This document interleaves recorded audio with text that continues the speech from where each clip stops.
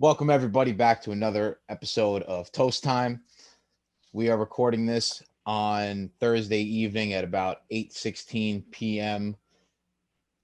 January the 27th, 2021. I'm here as always with my good buddy Jackson Law. Jackson, how's it going? It's going good, man. It's going good. Just another busy week in sports. Ready to dive in. Yeah, certainly is. Also, got a new thing on the show. Want everybody to know. Uh this is our first episode. We're having our new producer, Courtney, on. She's coming in as an intern and should be should be a lot of fun, a lot of good work. Courtney, how are you doing today? I'm doing pretty good. How you guys doing? Doing You know, good. Doing good. hanging in there. It's really the term I use nowadays. Hanging in there. Well, without further ado, we will get right into this. So, my buttery pick this week. I mean, is it really anybody else who deserves it? It's Patrick Mahomes, man. I mean, you want to talk about flipping a switch? This guy and the whole Chiefs offense and defense, their entire team just flipped the playoff switch. All season, they were like letting teams hang around. It looked like go they would go really hard for like the first half of the game, realize that they were so much better than the other team, like let their foot off the gas and just kind of coast to a win, even though it would be like you'd be sweating out the win. I mean, they haven't covered a game since November up until last week. So, I really wanted Buffalo to win. I was really behind them. I love Bills Mafia and everything about it. I was really, excited for that game. But listen, man, Patrick Mahomes, he's the baby goat. Okay, he's just the baby goat, and he can turn it on whenever he damn well feels like it. And the same can be said with that entire offense. They can turn it on at a moment's notice. I mean, I remember early in the game, the Bills were up 9-0. I literally feel like I looked away from my TV for 2 seconds, turned back around. Chiefs are up 21-9.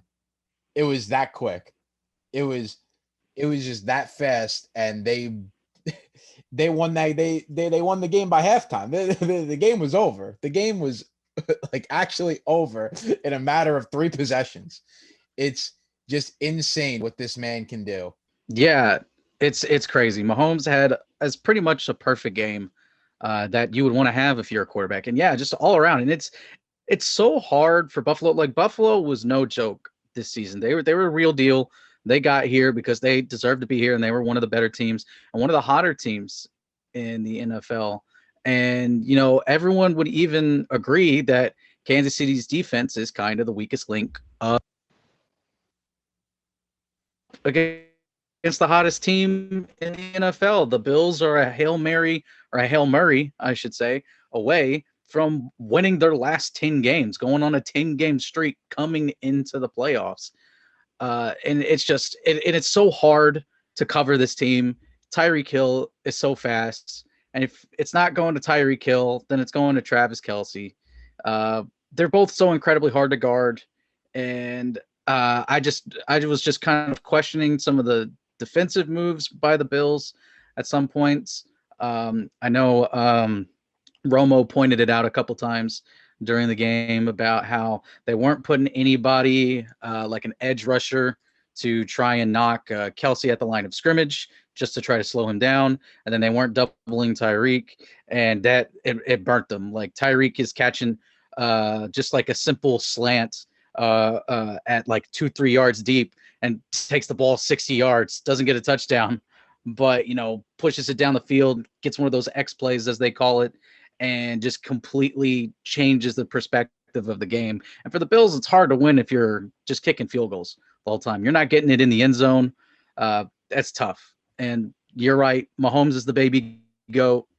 He's already set up. Now, I agree we need to pump the brakes a little bit at sometimes, but the hype behind Mahomes is real. And 5 6, 7 years from now, the dude will probably have another Super Bowl, maybe 2, added on to his already the one he has, maybe another MVP down the line too. And yeah, it's the GOAT in the making. And that's why the Super Bowl has the big storyline coming up for it, which I'll sure, we'll talk more about it last week, so I won't spend too much time on it, is you got the old GOAT and you got the baby GOAT. You got the guy that's dominated and has haunted my nightmares as a Dolphins fan for the past 20 years. And then now the guy that will be haunting Alex's dreams for the next 20 years, Alex as a Raiders fan. But I'll go ahead and go on to my buttery pick. And I'm going to give it to the Buccaneers defense, but specifically for their fourth quarter defense. Now, Rodgers had a really great game. Aaron Rodgers had a really great game. Don't get it twisted. Rodgers, 33 of 48, 346 yards, 3 touchdowns, and just 1 pick. But he was sacked 5 times. Aaron Jones was kept in check. Aaron Jones with a terrible fumble, too. And then, of course, Devontae Adams dropping a pass, potential touchdown. It was just a tough day for Green Bay. But when Brady was making mistakes, when he was throwing interceptions, coming the vanilla Jameis win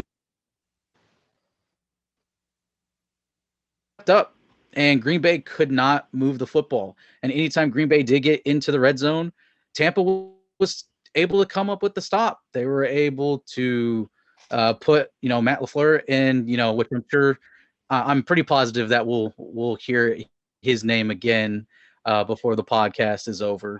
Yeah. But yeah, just the Buccaneers defense. Kudos to them. To me, the Buccaneers defense was going to be the deciding factor on if they got to a Super Bowl or not. They looked great kind of to start the season, kind of fizzled a little bit, really picked it up recently, and they showed up. Yeah, man, that Bucs defense has been like one of the unsung, aspects of that Bucs team. Like everyone, mostly just talks about how many weapons they have on offense and, Tom Brady being at the helm, which, all due respect, that is the backbone of that team. But that defense is really, really good. And you know who I'm more surprised about than anybody, I think, on that Bucs defense? Like Devin White, I always liked Devin White. I always knew he'd be like a superstar. I knew that he was going to be good. Okay. JPP, who used to be on my team, as everyone knows, was, pretty much one of the biggest reasons why we won the Super Bowl in 2011 was because he had that incredible year. I think he had like 18 and a half sacks or something like that and was all over Tom Brady in the Super Bowl. And after he blew up his hand in a fireworks accident, which if this podcast was out back then, he would have been my toast of the week for like 3 weeks in a row after that. Like, I don't know what it is with the Giants players. And, after we win the Super Bowl, one of the best players from that Super Bowl year decides to do physical harm to themselves in a complete accident. We had Plexico Burress who shot himself in a club, and we had JPP who blew up half his hand with a firework.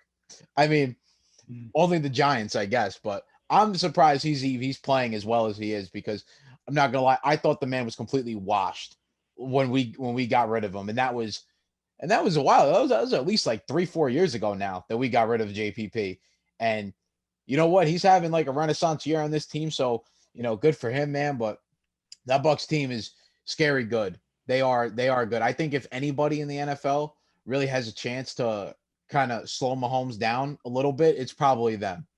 Because that Bucs defense is young, athletic, and they can kind of match up a little bit with the Chiefs. So definitely going to be a fun game on Sunday. Now, moving on to my burnt toast pick of the week. I am very happy we got to this point right now, as Jackson mentioned earlier, because Jackson is the Swami for knowing who's on my list. We got my man Matt LaFleur of the Green Bay Packers. I mean, do you want to talk about a gutless, spineless, just coward of a man, of a head coach? How in God's green earth are you down 8 points with a little over 2 minutes left in the game? NFC Championship. You have the soon to be named MVP, Aaron Rodgers, on your team with arguably the league's best receiver in Devontae Adams. Okay. You decide kick the field goal on 4th and goal from the 8. You think you have a better chance of getting the ball back from Tom Brady with a little over 2 minutes left? You really think he's just going to go 3 and out and here you guys go? You could try again. No, that was not happening. I could have told you that wasn't going to happen. Anybody could have told you that wasn't going to happen. Tom Brady is way too smart and too good to just not pick up a first down when he needs it. I'm sorry, but like it's those types of things just don't happen. This was a horrible decision. And I wrote an article about this on Monday. And then he was trying to go and like backtrack his decision, like, oh, well, it seemed like a good decision at the time, but you always sit here and regret those decisions that don't work out and yada yada yada. I'm like, you know what, man, just please stop. Just stop. Like it's enough now. You basically just pissed off Aaron Rodgers again, which now to the point of, I mean, Aaron Rodgers might just pack his bags and leave Green Bay and never come back. I mean, I'm sorry, but that franchise has done that man so wrong. It's not even funny. And then you go and sit there and you can't even defend. That's a man that put up with Mike McCarthy for most of his career. Exactly. He put up with Mike McCarthy for most of his career. I mean, come on now. The Dallas Cowboys locker room was ready to throw McCarthy out of the building after 6 games. And Aaron Rodgers dealt with him for half of his career. I mean, come on now. This is ridiculous. I don't like that stance. I really cannot stand when you make a bad decision like that. I mean, you could have gave the pros and the cons of why I made that decision, but you know what? You at least stand by your decision. Be like, you know what? I think it was still the right decision. Our defense didn't get the ball back. And that's, it is what it is. We lost. Okay. I would have a lot more respect for you with that. Not going back and be like, oh, well, maybe it wasn't the best decision. Like, no, you should know what the best decision is. You are the head coach in the NFC Championship game. You should know what to do. Anyway, Jackson, I will let you rebuttal on that because Matt LaFleur really grinded my gears on Sunday.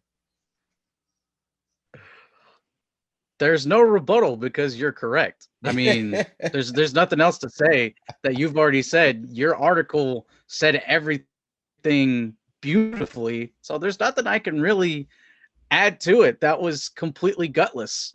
The complete opposite of that is what Andy Reid did the week before with friggin' Chad Henne, Miami Dolphin legend Chad Henne, deciding to go for it on 4th and 2 or 3 and trusting Chad Henne to get the ball to Hill to get the first. So, and that's with freaking Chad Henne. You've got Aaron Rodgers, the baddest man on the planet.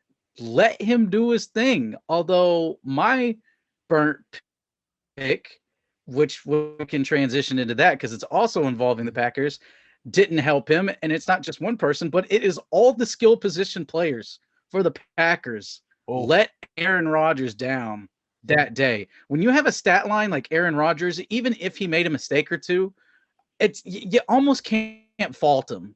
Like you can a little bit, I guess. I won't torch him too much for, there's the still image. And even I kind of exclaimed out loud. I was sitting right here watching the game, eating when he potentially had a chance to run for a touchdown. I was like, he threw that? Why didn't he run? Mm-hmm. But it's Aaron Rodgers.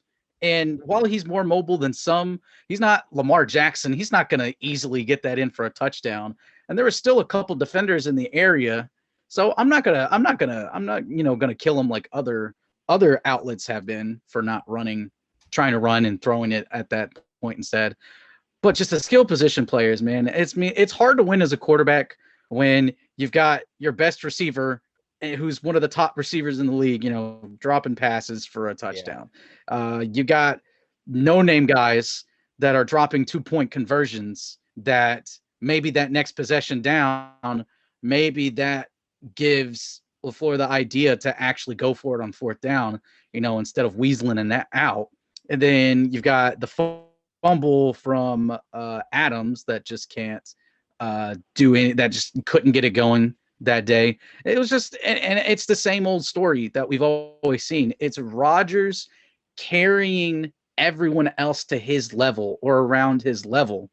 He's just never had a good enough coach or a good enough support staff of like a defense or an offensive line or skill position players to where they could overcome adversity like Brady always had. Because even in the down years of Brady, when he was getting to the Super Bowl, he had great defenses, and he had no name white like 5'10" slot guys that he was turning into Super Bowl MVPs like Wes Welker. Yeah. And it was so disappointing because this seemed like the writing seemed to be that this was going to be the year for Aaron Rodgers. And if he wants to leave, I don't blame him. Yeah, I don't blame him at all. I don't know. Whoever their skill positions coach is, that man needs to be fired, and not for reasons that I don't know what he did, but pregame, you know how when you were like a kid and you would have like your baseball game or your basketball game, and like one of the parents like on the team, like they come and like bring you snacks. Well, that guy brought the whole skill position players Butterfingers because that whole game was just an absolute mess. All they did was drop the ball left and right. It wasn't even like they didn't even have a shot. I'm sorry. Like those guys, Aaron Rodgers willed them to even be in that game. Aaron Jones had that awful fumble right out of the half, which was just absolutely horrendous. Then that other guy, St. George or St. Paul, Saint something, that dropped the 2-point conversion. Yeah. And if you remember earlier in the year when they played the Vikings and they lost, like in that game that Dalvin Cook had like 4 touchdowns, St. George dropped so many passes from Aaron Rodgers that were right in his hands. This Aaron Rodgers looked like he wanted to kill the guy on the field. I'm surprised they even let him back on the team after that. And then he's in the NFC Championship game doing the exact same thing. It never changes for this man. I feel so bad. Like I've never felt so bad for an MVP, a former MVP of the league, one of the best players in the league. I've never felt so bad for somebody before. Other than it's like people I feel bad for is Deshaun Watson #1, Aaron Rodgers #2. And that's about the end of my list because this man has just been done a complete disservice by this organization from everything from the guys they surround him with to the mockery of drafting Jordan Love in the first round, basically picking his replacement, saying that he was washed, and then he comes out and has a great year. That's why I wanted them to win just for that reason. But you know what? It didn't happen. Skill position players didn't bring it. And there's also another guy on their team that definitely did not bring it. As we move into my extra crispy pick this week, we move into Packers corner, Kevin King. I'm talking the man doing the windmill, chasing white lightning, Scotty Miller down the field at the end of the half. My guy, what are you doing? What you really let the only person on that Bucs offense that's probably faster than you is Scotty Miller. You let the only guy that's faster than you run right by you. First of all, I will say this for the defense. Why are you not just playing why are you not just playing prevent defense and just guarding the Hail Mary? I mean, there's 4 seconds left on the clock. What are you doing having Kevin King lined up man to man with Scotty Miller? And then forget about the man coverage because this man completely blew it. No safety help over the top. He's chasing him, doing windmills with his arms. He got totally toasted. And then before that, he got toasted on a Mike Evans touchdown earlier in the game. So we're already up to 2 times Kevin King got toasted. Then we can go to the third time he got toasted, which practically sealed the game because then he goes and holds the receiver. I don't even remember who Brady was throwing the ball to. It might have been Cameron Braid or I think Mike. I don't even know, somebody. And then he got flagged. I know the play you're talking about. I know. Yeah, it was right at it was the end of the game. It was that was basically yeah. It was third. It was third down. If you got that stop, they would have punted the ball back, and Aaron Rodgers would have had another chance to score. But the problem was Kevin King decided, no. I'm gonna end this game right now. I'm gonna end this game right now, and I'm gonna hold this man, give them the first out, pack it up, and go home. This man, Kevin King, is just an extra crispy piece of toast, and he can't walk the streets of Green Bay anymore. I'm sorry. Like, there's just no way. How could you show your face in Green Bay after that? After that horrible, sorry performance? Awful. I'd be more scared of just Rodgers, like in the locker room, than I would the people of Green Bay. Talk about that dude he'd drop a discount double check on and just eliminate you. Man, I would physically be scared of Aaron Rodgers in an altercation. I know. I mean, maybe if he does run for that touchdown there, maybe we do see the discount. Or he's got a new celebration though. He doesn't do the discount double check. He was doing anymore. he used to do the Hingle McCringleberry double three pump from from the Key and Peele skit. It was one of my favorite skits of all time. Yeah. Now you see. It says right in the rule book he can't have more than 3 pumps. That was clearly a third pump. Yeah. Such a great show. Awesome. But so we will switch sports for my burnt pick, going to the NBA. And now, before I tell you my pick, let me just a little bit. I got to reiterate something I've said in the past, which is I'm never going to fault the guy for if the bag is offered to him for taking the bag. I've specifically said this about people like Deshaun Watson. I've said a lot about players in the NBA because you see a lot of them, like, they'll sign a massive contract and then, like, the next year they're like, I want out. And then it's like, well, you shouldn't have signed that massive contract extension because your contract was up and you could have gotten just as much money. And when you're making $150, $160 million a year, what's the point in signing with your team to try to get an extra 20 and 30? You're already making $170 million a year. But I have never been more sad for a player than watching Bradley Beal just be so devastated on the sideline. Like, dude, I saw that because the man is balling. He is giving it his all. And so my pick is the Washington Wizards as an organization are letting this man down. And, I hate to be the type of person that's like, hey, free my man, stuff like that, because it's like, you have people like, we got to do something to get Jokic out of Denver. And it's like, what are you talking about, get Jokic out of Denver? Yeah, he's balling, and they're one of the top 5 teams in the league. They're like, get Donovan Mitchell out of Utah. And it's like, they're third in the West right now. They're the hottest team in the NBA. What are you talking about getting them out of the smaller market? But for Bradley Beal, on the worst team in the NBA, to be dropping 34 points. Let me bring up his stat line real quick. 34 points, averaging almost 5 assists a game, and shooting over 35% from 3 at an insanely high volume, almost 49% overall from the field. It's so depressing to see this guy go out there night in and night out, and his organization constantly letting him down. And if anything, they downgraded at point guard when they traded away Russell Westbrook, or when they traded away John Wall for Russell Westbrook, because John Wall has actually been playing pretty well with Houston. Houston's not a great team, but they're not terrible, to be honest, even though they got rid of Harden, which Harden just didn't want to be there anymore. But I don't know. The asking price is going to be so high. There may be a couple teams that will probably have the capital, like I mentioned, the Nuggets. They might have draft capital and they got like a large amount of depth that they could get rid of it. It's a pipe dream for my Grizzlies to pull them out of thin air. That's not going to happen.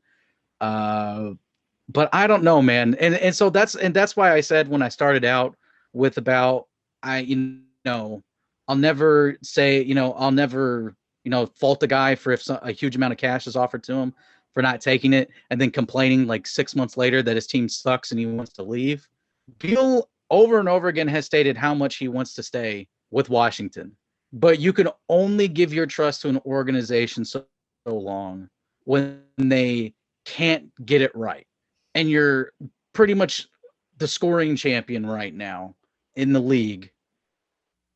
And it's just, like I said, dude, it was so depressing to see him. And I felt really bad. I felt really bad for him. He needs to leave. He just needs to go to them and say, just get me out of here. I don't care where you send me to. Just get me out of here. I want to be here. I don't want to be here anymore. You could send him anywhere and he'll be so much happier. Like, seriously, you could send him to the Knicks and he will be living it up. Although the Knicks are actually, in a pretty decent place, which I don't remember the last time I could have ever said that. But that is very, very weird. That is very, very weird. Yeah. I am glad that you brought up the Wizards because this will roll right into my soggy toast. But to go on Bradley Beal, I feel so bad for him. I know exactly what you were talking about. It was the video after the game that started circulating of him sitting on the bench praying. He's praying on the bench in the middle of the game. And I'm like, and everyone's like, yo, you got to get this man out of here. Like, he's doing everything he possibly can to win games.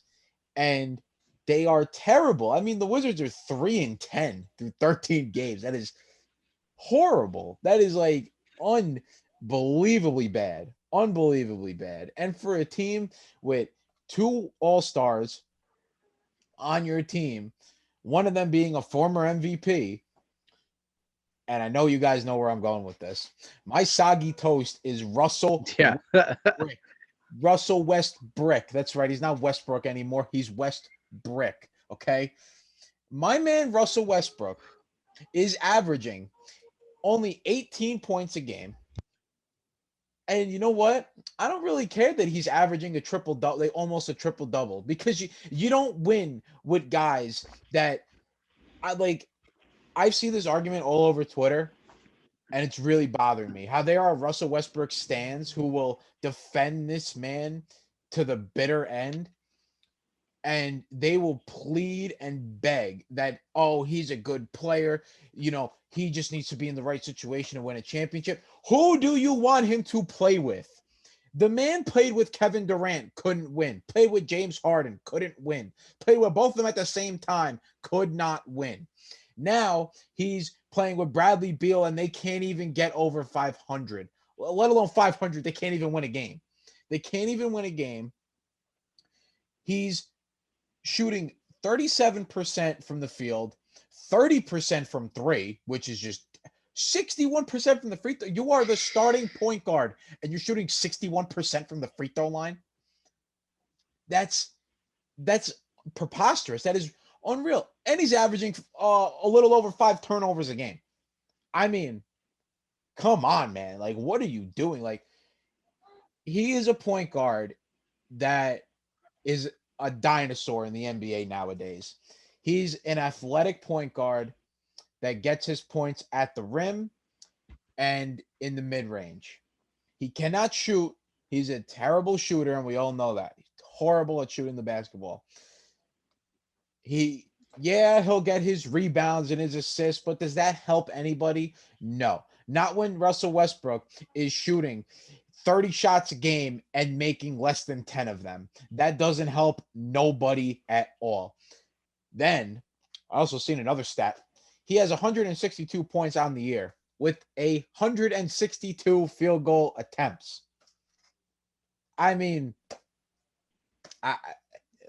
he's just bad. Russell Westbrook is just bad. I'm not saying he's a bad guy. Like, I'm not saying he's like a cancer to a locker room. Like, no, I actually really think that Russell Westbrook is probably a good leader. I do. His play style is just not good for an NBA team to win a championship. You will never win with a player like him. Today's NBA, you need a 1 and 2 guard that can shoot the three. Hell, all five of your guys on the floor at one time, more or less, should be able to shoot the three nowadays. And you got the point guard, main ball handler, who I don't trust shooting a three with my life. I would rather have Joakim Noah shoot a three to save my life than Russell Westbrook at this point. That's to the point that I've gotten with watching this man. He is my soggy toast of the week, of the year, because he's just not getting it done. And I'm so tired of these Russell Westbrook stands. You can't defend this man anymore. You cannot win with him. He will get his stats. He will get his all-star votes every year. Fine, blah, blah, blah. He will never win anything. He will never win a team award. He will never win a finals. He will never win a finals MVP because he is just not the type of player that you can win the finals with. I'm sorry, but it's just not happening. No, I agree. And he's always been Westbrook. It's just he had 1 year where I think he shot like 39% from three-point range. And that was his MVP year. And that was an outlier for the rest of his season. Normally people have outlier years. They're bad years. No, the best shooting year that Westbrook ever had it was crazy. He was never able to do it again. Never did it before, hasn't done it after, and he won't do it in the future. But again, feel so bad for Bradley Beal because he's got Westbrook as his point guard. Like, at least if he had John Wall there, he at least it's just and a stat where he has like over 160 shots and the exact same amount of points is crazy to me. And then he's shooting so terribly. And yeah, you're not going to win with Westbrook. You're not going to win with Westbrook. No, it's not going to happen. You know what? Even James Harden finally figured that out. I don't even blame KD anymore. Like, I really don't. I don't blame KD anymore. Like, you tried, like KD, arguably top 2 player in the world. Hell, as far if he was fully healthy, best player in the world, hands down. There's no discussion about that. I feel bad for that man. I really do. He tried to make it work with OKC. He said, you know what? You guys traded James Harden. That was a stupid move, but you know what? I'm going to stick here. You guys drafted me, and I'll try to make it work with Russ.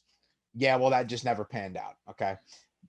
That just never worked. I don't even feel bad for him anymore. You know what? I'm happy you went to Golden State. I'm happy you did because now you've shown everybody around the world that Russell Westbrook, nobody can win with this guy.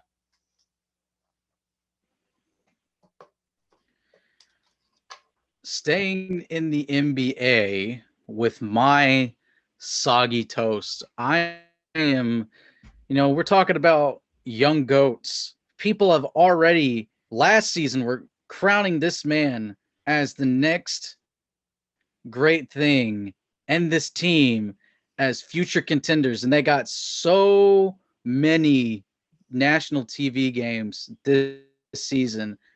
And the Pelicans, the New Orleans Pelicans, have been this year. 5-10. I mean, Zion himself is having a pretty decent year.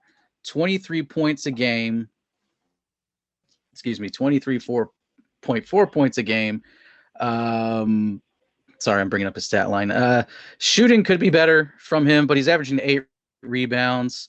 Less than a block a game, so he hasn't necessarily taken like that massive defensive leap. And this is also like a knock. I'm only bringing this up because I never expected Zion to be hitting threes, but Colin Cowherd, dude, at the end of as we were getting towards the bubble last season was just pissing me off so much. because he's talking about how Zion, even though he played like a dozen games, should have been rookie of the year. He's like, he's hitting all of his 3-pointers. He's a great 3-point shooter. Dude, shooting 20% from threes this year. Shut up, Colin. Colin Cowherd is the worst NBA analyst, and it's not even close. Actually, it is kind of close because Nick Wright is right behind him. But I digress. Funny how they work with the Pelicans have just been yeah, for real. But somehow ESPN is the worst network in my opinion. Anyway, Van Gundy, which was just such an odd coaching decision. Like, I don't know why they signed Van Gundy. That just came so out of nowhere. It really caught me by surprise. It confused me. I know, and it's like there's plenty of other decent options out there, and it's like you go for Van Gundy, and it's like you're trying to pull a Steve Kerr where the dude's been in the booth for the past couple of years, and then boom, you throw him onto a team. But at least you had Kerr had like Curry and was actually a playoff team before he got there, or at least an up and coming team. It was just Kerr was able to implement a system where they blossomed. Van Gundy is playing a terrible system. He's playing a terrible system. He is running Eric Bledsoe and Lonzo Ball together on the court when he should be having Lonzo come off the bench probably, and Nickeil Alexander-Walker needs to be the starting 2 guard. They're putting Lonzo in as the starting 2 guard. Lonzo's not handling the ball. He's having a terrible year. Terrible year. Everyone is just regressing on the team. JJ Redick, he's awful this year. He can't shoot the ball anymore. This is one of the best 3-point snipers of the past decade, and he can't hit a 3-point shot anymore. He's doing better on his podcast than he is playing on the court. It is just for a team that had such high expectations, and everyone's like, they're in the playoffs. They're easily the 6 seed, maybe even a 5 seed, 4 seed. I've seen all this stuff, seen them in the power rankings, like top 15 in the power rankings. They're garbage to start the season. There's no other way to put it.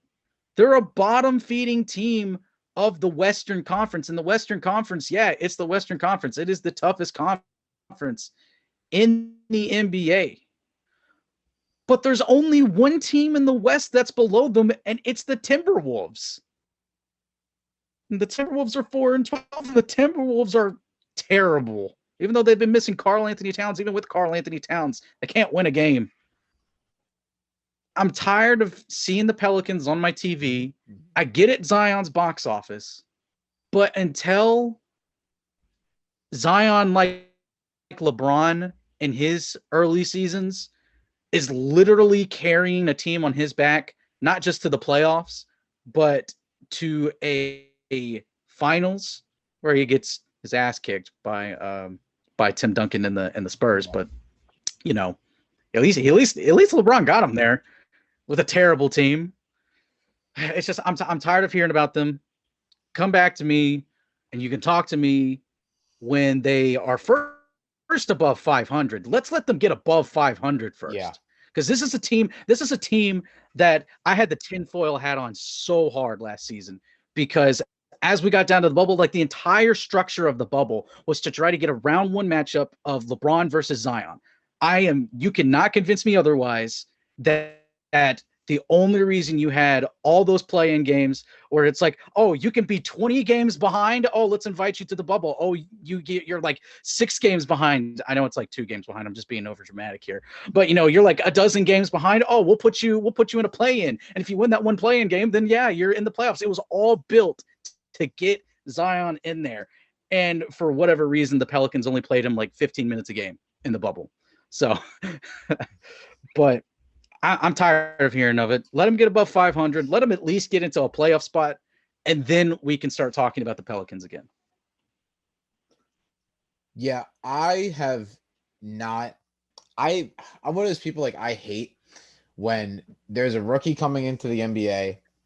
He's obviously really hyped up. I cannot stand when they immediately are drawing all these comparisons saying, oh, he's the next LeBron, he's the next Kobe, next whatever. You go down the list of guys. They say they're the next everything. I heard Lonzo Ball was the next. I heard Lonzo Ball and D'Angelo Russell were the next Magic Johnson. Okay. Both of those guys clearly have not turned out to be that. All right. So I don't want to hear any more of this. All right. Zion being I'm sorry, but LeBron is LeBron. Okay. There will never be anybody like LeBron James. I'm sorry, but it's just it's impossible. You are not going to get a 6'7" freak of nature who can dribble, shoot, score at the rim, get fouled, put up triple doubles, be a facilitator all at the same time. I'm sorry, it's just not going to happen. There's no way. And Zion Williamson, although I get he is box office, I understand that. I say people want to watch him. Like, he came from Duke. I'm a Duke fan. I liked watching him a lot in college, but let the Pelicans get over 500. I'm tired when they play the Lakers and they try to build it to be like, oh, Anthony Davis against his old team. Oh, LeBron against Zion. Like, no, those games are never close. Like, does anybody really even like watch those games? It's mostly LeBron and Anthony Davis just blowing the Pelicans out of the water. And they'll be like, oh, Josh Hart, Brandon Ingram, and Lonzo trying to get revenge against the Lakers. Like, no, they ain't getting revenge against the defending champs with LeBron and Anthony Davis. I'm sorry. There ain't no revenge game there, buddy. Like, I'm tired of seeing it too. I really would like the Pelicans to, maybe just try to get to the 8th seed at least before I start seeing you all over my TV on prime time. Okay. There are plenty of other teams who I don't see enough of, who I would like to see more way before you. And I'm so sick of stuff like that. But we will roll into my toast of the week. Now, my toast of the week, we're going to go switch back to the NFL here. My toast of the week is none other than running back for the Kansas City Chiefs, Le'Veon Bell. No. He's not the starter. He's not even the second string. He's the third string running back on the Kansas City Chiefs right now. And you know why I'm angry? Because he had the audacity to go and tweet, oh, man, I can't believe I'm going to the Super Bowl. They're saying you didn't do anything. You didn't do a damn thing on that team. You didn't do not a single thing. Why are you talking? Why are you sitting there tweeting, I can't believe I'm going? You went to the Jets for money, forced your way out of Pittsburgh with a team where you were a key contributor that had chances to go to the Super Bowl, forced your way out of there, went to the Jets, just sent it in. You just sent it in, packed it up. You were like, okay, I got my money. I'm going to go out there, play 1 or 2 games a year, get hurt, and then I'll just go sit my ass at home while the team sucks. And then I'm going to force my way out of there too, get traded from the Jets, or they didn't even trade you. They just straight cut you. We got cut from the Jets, went to the Kansas City Chiefs. And then everyone's thinking, oh, Le'Veon Bell's going to have a resurgence. This is it. He's going to go off on this awesome offense, Patrick Mahomes. We all saw what Kareem Hunt did here, and that didn't happen. Clyde Edwards-Helaire got injured. So Le'Veon Bell had a prime opportunity to do anything. And you know what he does? Goes out there for about six carries a game for 5 yards. Oh man, that's a great stat line from one of the former Killer Bees. Let me tell you, he's got Damian Williams just beat him out of that backup spot like completely. It's not even a thought that Le'Veon Bell will have any sort of impact on the Chiefs Super Bowl game. He needs to get the hell off Twitter and stop, okay? Because at least your man Antonio Brown on the other side, at least he's actually doing something. At least he's doing something on the Bucs. Tom Brady turned Antonio Brown into a focal point of that offense. And you know what? Tom Brady, I'm going off on a tangent here, but I'll just say this real quickly. Tom Brady deserves a lot of credit for fixing Antonio Brown. I haven't heard not a single peep out of Antonio Brown's mouth since he showed up in Tampa. And nobody's been able to control that man for about 3 years now. But of course, Tom Brady can do it because, he's the GOAT, right? It's just guy just gets everything he wants. He gets it off the walls, Antonio Brown, and turns him back into Steelers Antonio Brown. Like, okay. Le'Veon Bell, you're my toast of the week. Please get off Twitter. Yeah, I heard Trey's rant today about it on That's Yeah, jeez. that's why we were talking about it on Monday, and it was still in my head. It's still in my head about the Antonio Brown thing. It just made me think. And then I go and see Le'Veon Bell with his, "Oh, I'm finally going to the Super Bowl." Like, shut up! You didn't do anything. Like, you just picked the Chiefs just because you figure, oh, it's an easy way to the Super Bowl. Like, if anybody just rode a team for their ring, it's definitely you. 100%, it's Le'Veon Bell. Just ridiculous. Yeah, no, I agree. You don't. He has no place to talk when he's like the fourth string running back on his squad. He's got a rookie starting. He's got his money. He'll probably get his Super Bowl. Yeah, and I mean, like there was a lot of talk that he was like, "Oh, it's down to Miami and Kansas City as his two choices on who he's going to go to." And I'm like, I'm happy he didn't choose Miami. I don't want him there. Like Miami doesn't have a great run game, and it's like it's not going to get better with you, and I don't want to waste money on you. 100%. 100%. No way. Yeah, no, I should definitely be happy as Dolphins fan if you didn't get that.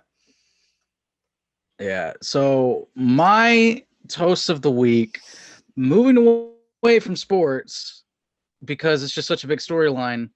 It is me and all the other schmucks that don't pay attention to the stock market because a bunch of Redditors decided to do some inside trading, and they're like, "Hey, for laughs, let's pump a bunch of money into some GameStop stock and pull off some Wolf of Wall Street type stuff to where because they're buying so much of it, you have like these watchdogs that are like probably don't even know what GameStop is.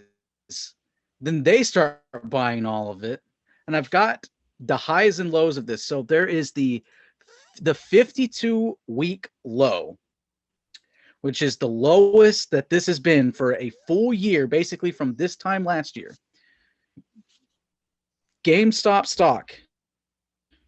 You could buy one stock for $2.57 this time last year. Do you know how much it is right now? I know at one point today it was about $325 a share.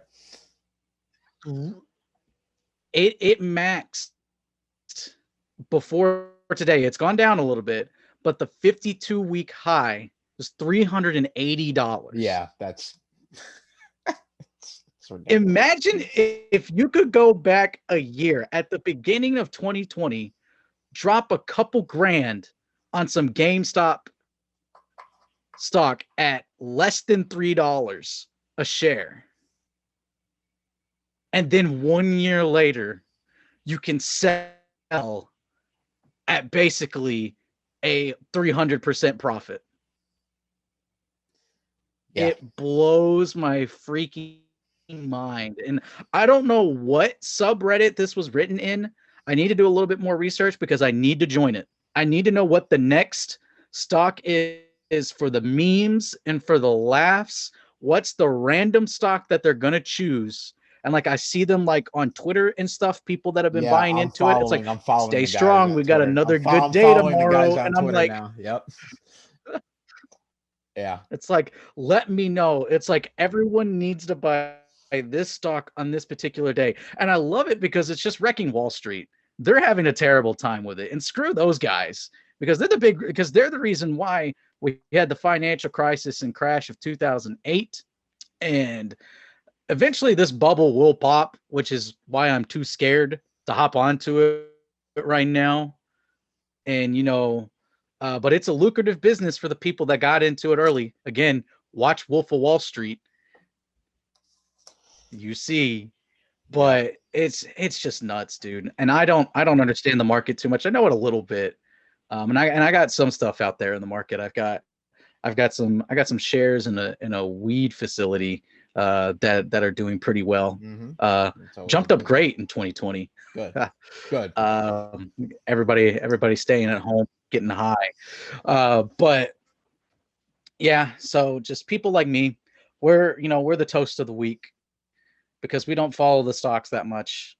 And I'm somewhat involved in Reddit, but apparently I'm not in the insider trading subreddit where I need to be. Where everybody needs to be now. Glad you brought that up because you know what, Jackson? Not only am I involved in this with you in this toast of the week, I may be the biggest schmuck of them all because I was kicking myself all morning. You should have seen me at work, kicking myself all morning because Monday, GameStop stock was at about $39 a share. And I seen that it was already up like 20%.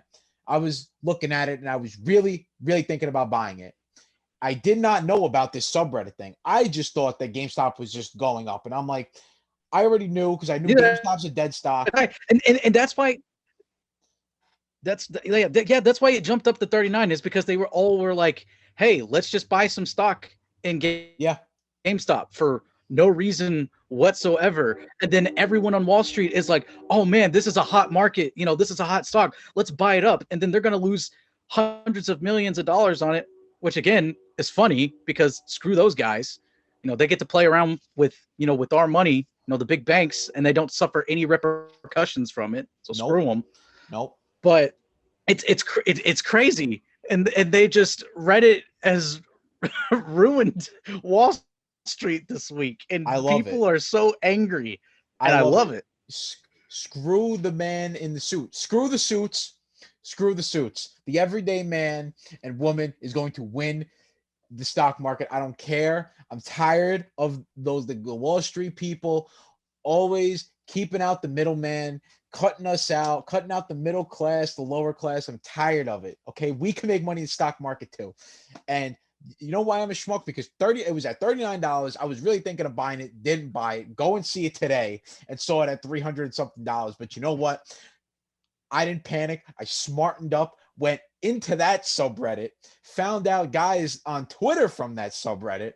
And now the hot new thing is AMC. They're trying to revive AMC movie entertainment company. Yeah, I saw that. I may have to hop on AMC. Yeah, do it because I'm already in that and I'm in this other one. It's called Naked Brand. It's literally a swimwear company out in Auckland. Now, I don't know where Auckland is. Have not a clue. All I know is this stock was 75 cents this morning. I bought it at about $1. Right now, it's about $2.20 something a share. And I bought like, I don't even know. I think I bought like 100 shares of it at the time, or I don't even know. I bought a lot of it because I was like, I'm totally sold on these Reddit guys and the AMC and the Naked movement. I'm going to ride this wave to the moon because you know what? Reddit proved that it works. And you know what else really just ticks me off about these stock market guys?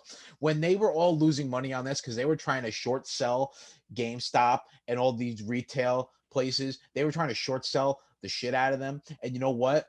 I'm so happy that this happened because whenever they do that, all they're doing essentially is betting on the stock to go down. And then they go and write articles and this and that and talk about it on the news of how bad the company is and try to drive the price down to hit on their bet that the price is going to go down. Well, you know what? The guys in subreddit were like, no, we're not dealing with that. We're not doing that. Everyone go buy GameStop and we're going to take it to the moon. And you know what? Now they're saying, you know what? GameStop isn't enough. We're going to AMC and we're going to this random Naked Brand. And I love it. AMC. Absolutely, absolutely love it. It's great. It's great. Okay. It's great when the little man wins. Okay. AMC's not bad right now. It closed today at less than 20. Oh. Yep. Closed today a little less. But it's like you see the lows too, and you're like, it's like you see the 52-week lows. So it's like, should have bought AMC stock like back during the pandemic. I did. My wife and I bought a bunch of Carnival stock, I remember, and it's doing really good. So maybe one of the Reddit guys will be like, let's buy Carnival Cruise stock. Definitely go and see. Definitely gotta get in that subreddit. 100%. I'm glad. I'm glad. I'm just glad that social media is basically taking over the stock market in about a week. Shows you the power of the people on the internet. But anyway, enough for my soap. I'll get down off my soapbox now. So for my prediction next week, of Toast Time This may be a little weird, but you know what? It's going to be about the Super Bowl, but I'll tell you this. I think the Chiefs are going to win the Super Bowl. Now, both teams, I think they can go shot for shot with each other. I think that they both have pretty decent defenses right now. Bucks, I'll give the edge on defense, but the Chiefs defense has been playing great. I think Bruce Arians is going to be my prediction for next week because I think he is going to be the deciding factor that loses the Bucks the Super Bowl. I think he makes a really bad coaching decision somewhere in this game. Probably won't be like the Matt LaFleur coaching decision, but it'll be somewhere in this game where he royally screws up and just allows the Chiefs to win the game. I don't know. I got a weird feeling that something's going to happen, one of these two coaches, and I would not bet against Andy Reid screwing up the game. I'll put my money on Bruce Arians doing something bad. So that's my prediction for next week: is Bruce Arians loses the Bucks a Super Bowl. Yeah, mine's gonna be a little weird too. It's not about the Super Bowl; it's about the Pro Bowl, which is like virtual this year. Yeah, I feel like it's just gonna be a flop. Like, and I like they're playing like Madden or something to like simulate it. I don't know. It's really weird. Thing ever I've heard. Yeah, I think it's going to be a big flop. I'm sure it's going to be televised. I'm sure it's probably who ESPN is probably I think going to carry it. Have it. I would imagine, and I just feel like they're going to just spend a lot of money on it, and I don't know if people are going to be. Which I feel like interest in the Pro Bowl has like declined because like I don't know what it is, man. When I look back at like my childhood growing up and watching sports, I remember like it was fun to watch the Pro Bowl, and not just the Pro Bowl, but like that entire week leading up to the Pro Bowl because of all the skill challenges that they had leading up to that. I loved watching that so much. There was a video game that was just the quarterback skills challenge from the Pro Bowl. That was it. That was the game. I can't remember the name of it, but that was literally it. So you could pick the quarterbacks and then had the targets moving in the distance and everything. And that was it. It was just this like quarterback skills challenge. I think you could like play like football games, like maybe exhibition stuff in there. I have to find it and look it up. But I don't know, dude. It's just I lose interest. I mean, the dodgeball game that they play every year now gets kind of fun, but other than that, the Pro Bowl has just kind of been declining, and I think this year it's just going to be really bad. Yeah, we definitely miss the old days of Sean Taylor absolutely wrecking punters in the Pro Bowl for no reason, just obliterating punters in the Pro Bowl. I will never forget that Pro Bowl. The punter is like, "Oh man, I get a little punter fake trick play, punter sneak up the middle, and then boom, here comes Sean Taylor, hardest hitting safety in the NFL, just came and destroyed this poor guy." Murders the man in the Pro Bowl game. The Pro Bowl game. Dude gets up, he's like, "Why? Yeah, it's like the winner gets like $200,000 in a bonus. Like that's it. That's all you play for. Sean Taylor was like, "I'm getting this bonus. I don't care. I don't care whose feelings I hurt or whose bodies I hurt." I love it. R.I.P. Sean Taylor. Great player. That was when the Pro Bowl was fun. It just hasn't been fun in years, man. I definitely understand that. This year, this Madden thing, I don't even know. We'll see with that. We'll see. I'll definitely tune in a little bit, but I probably will get really, really bored and turn it off in 2 seconds.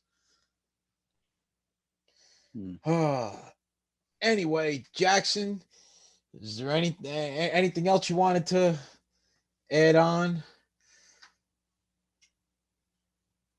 No, if you're watching this on YouTube, subscribe. Then if you're listening to the audio version, then go to YouTube and subscribe. Yeah. I will say one last thing before we close out, and I give my usual toast time ending. Buy AMC and buy Naked Brand, please. I want to make money. Thank you. So remember to like and subscribe to this video. I want a Naked Brand right now. There you go, Jackson. See. Remember, this is not investment advice. I have no idea what I'm talking about. That was for $1.38 right now, baby. When it opens tomorrow, I'm buying that sucker. Naked Brand Group. I'm buying There we it. go. We're going to the moon. All right. Remember, guys, like and subscribe. You'll be able to find us on Spotify and Apple Podcasts coming up soon. And as always, you can always check us out on the Vendetta Sports website, which I highly encourage. Me and Jackson always write and edit a lot of different things. Jackson's got a game series going on like crazy. I actually just copped the P5, so I'll have some stuff coming out too, but I'm not going to spoil anything. Jealous. Anyway, guys, all right, till next time.